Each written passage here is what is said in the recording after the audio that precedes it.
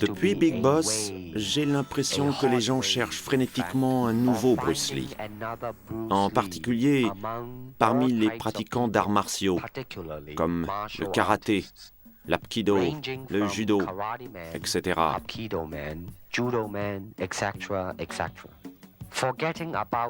Ils se fichent de savoir si ce nouveau Bruce Lee serait capable de jouer, du moment qu'il sait donner plus ou moins bien des coups de pied ou des coups de poing. Et si avec un peu de chance il connaît quelques trucs, alors les producteurs en feront une star. Penchons-nous sur la question. Est-ce qu'il est facile de devenir une star ? Je peux vous assurer que ça ne l'est pas. Et je peux vous dire également qu'en voyant les films de Bruce Lee, les spectateurs vont finir par voir une différence, non seulement dans le jeu des acteurs, mais aussi dans leur capacité physique.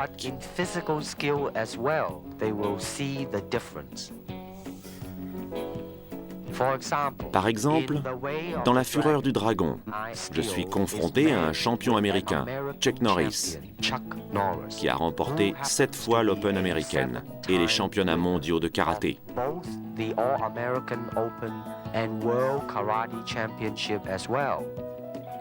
Et puis, il y a Bob Wall, le champion de karaté en 1970, catégorie poids lourd.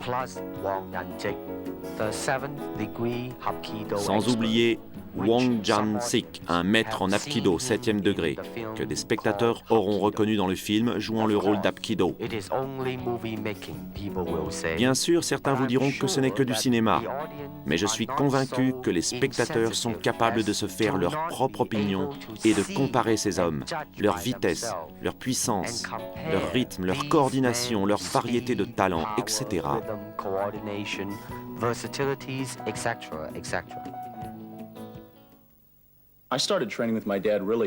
J'ai commencé à m'entraîner avec mon père dès que j'ai su marcher. Mon père s'entraînait beaucoup. Il y avait toujours du monde à la maison avec lui. Mon père était entouré d'élèves qui lui étaient proches. C'étaient des amis de la famille. L'un d'entre eux, Danny Innocento, est devenu mon professeur. Et donc, il y a toujours une continuité. Chez moi, j'ai gardé ses livres qu'il annotait et soulignait. C'est fascinant de voir où il trouvait ses sources. Il s'inspirait de livres sur l'escrime occidentale ou sur la boxe. Je me rappelle qu'il disait toujours qu'il faut essayer de retenir ce qui nous est utile et de rejeter ce qui ne l'est pas. Et ajouter ce qui nous est propre. C'était son credo, le concept fondamental du Jeet Kune Do. Quand dans une interview on me demande quel est mon style, je réponds généralement que mon père a créé le Jeet Kune Do et que j'ai toujours connu cet art martial. C'est la réponse la plus facile. Mais je trouve que c'est un peu trop simpliste, car le Jeet Kune Do est une synthèse très personnelle des arts martiaux. Mon père voulait les désacraliser. Alors je me sens toujours un peu bête quand je dis que je fais du Jeet Kune Do, même si je m'entraîne depuis longtemps. Il serait plus juste de dire que je me suis fait ma propre interprétation du Jeet Kune Do, comme d'ailleurs tous ceux qui pratiquent cette discipline. C'est le but recherché. Danny, mon sifu, dit toujours qu'il enseigne les concepts du Jeet Kune Do. Il enseigne à ses élèves des concepts, une manière de penser et non pas simplement des techniques.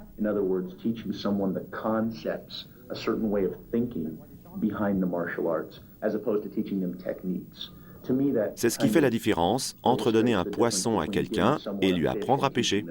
Vous voyez ? On peut apprendre un jeu à quelqu'un ou lui faire comprendre le concept de ce jeu et permettre ainsi d'ouvrir le champ à la réflexion. Et quand on comprend ce qu'est le concept, on peut avancer, essayer autre chose. Vous voyez ? C'est là la base fondamentale du Jeet Kune Do. Offrir un art martial très créatif, libre de toute forme. And that's, I think, a lot of what lies behind Jeet Kune Do, and that is then dedicated to creating a really creative, free-form martial artist. Vous savez, je n'enseigne pas le karaté, car je ne crois plus à la notion de style. Je ne crois pas qu'il existe une forme de combat chinoise, japonaise ou de tout autre pays, parce que pour avoir des formes de combat différentes, il faudrait que l'homme possède 3 bras et 4 jambes, alors que nous n'avons que 2 bras et 2 jambes.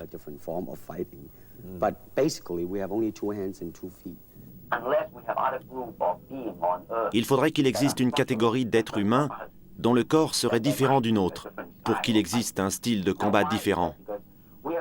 Pourquoi? Parce que nous n'avons que 2 bras et 2 jambes. L'essentiel est de savoir comment les utiliser au maximum. En termes de puissance, on peut suivre une ligne droite, une courbe ou un cercle plus ou moins rapidement, suivant les circonstances. Et avec les jambes, on peut faire un kick-up. C'est la même chose. Ensuite, il faut se demander comment s'exprimer honnêtement au moment du combat. Comment être soi-même et frapper, non pas pour éviter de recevoir des coups, mais parce qu'on en a envie, parce qu'on s'exprime. C'est là une chose essentielle. Se découvrir en apprenant à utiliser son corps.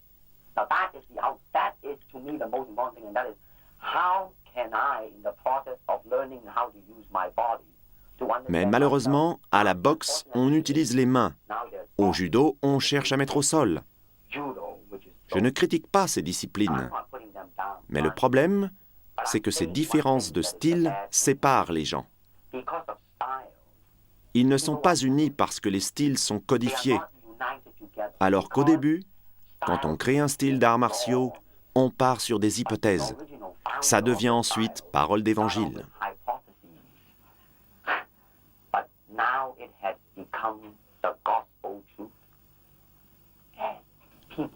Et les élèves qui apprennent un style se fondent dans un moule. Peu importe comment nous sommes ou qui nous sommes, peu importe notre constitution, on apprend un style et on en devient un pur produit. Je trouve que ce n'est pas une bonne façon d'agir. Les styles ont tendance à séparer les hommes.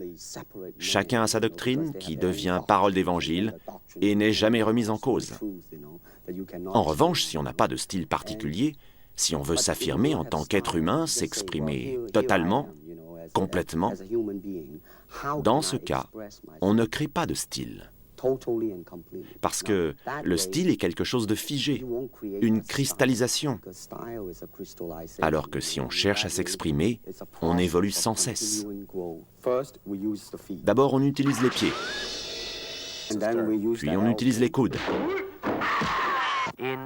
Dans le combat, il existe le coup avec les doigts, le coup de poing, le coup avec le revers du poing et le coup avec la cuisse. Tout dépend de la partie du corps que l'on frappe et du choix de l'arme. Je peux utiliser mon arme la plus longue, le coup avec la cuisse, pour toucher la partie du corps la plus proche, la rotule de l'adversaire. On peut le comparer à un jab du gauche en boxe, mais il est plus redoutable que ce dernier. Voilà, c'est ça. On utilise tout le corps. On laisse le corps humain s'exprimer. Tout le corps, pas seulement la main. Bien sûr, s'il s'agit d'un combat dans un cadre sportif, c'est différent. Il y a des règles, un règlement. Mais une lutte en soi ne connaît aucune règle.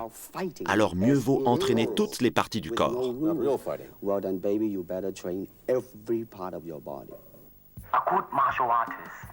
Un bon pratiquant d'arts martiaux est comme l'eau. Pourquoi? Parce que l'eau n'est pas solide. Je veux dire qu'on ne peut pas la saisir, ni la frapper ou la blesser. Alors, il faut être comme l'eau et savoir s'adapter. Sois comme l'eau, n'aie pas de forme ni de consistance. Si tu verses de l'eau dans une tasse, elle devient la tasse.